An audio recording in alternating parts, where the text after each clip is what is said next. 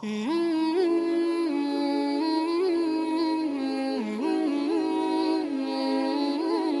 Allah memberikan kepada kita ujian kecuali salah satu alasannya pengen menghapuskan dosa.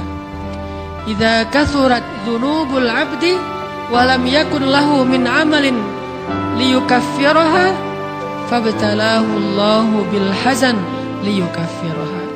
Kalau seorang hamba banyak dosa dan dia nggak cukup amal untuk mengkifarat dosa-dosanya, Allah akan menguji dia dengan rasa sedih, dengan rasa kecewa, dengan rasa berat, sakit hati untuk mengkifarat dosa-dosanya.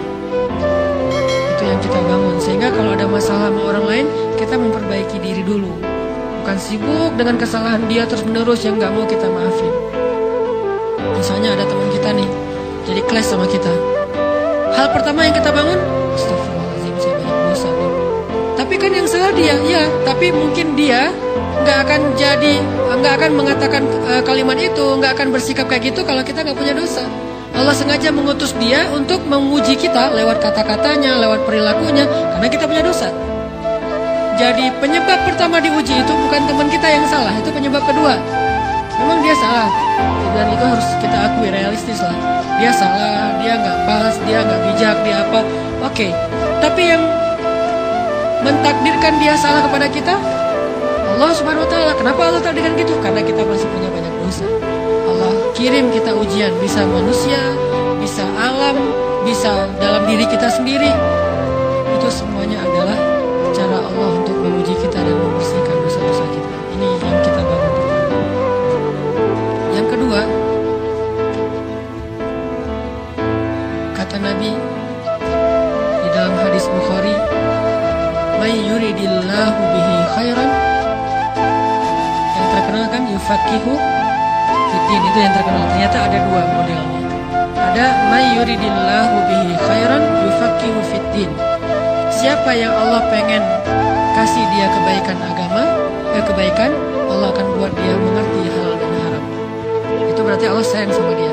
Ini satu model hadis. Ada model yang kedua, mirip redaksinya. "May yuridillahu bihi khairan yusib min", hadis Bukhari. Siapa yang Allah pengen ngasih dia kebaikan, Allah uji. Hah? Kok gitu caranya? Ternyata kayak gitu rahasianya.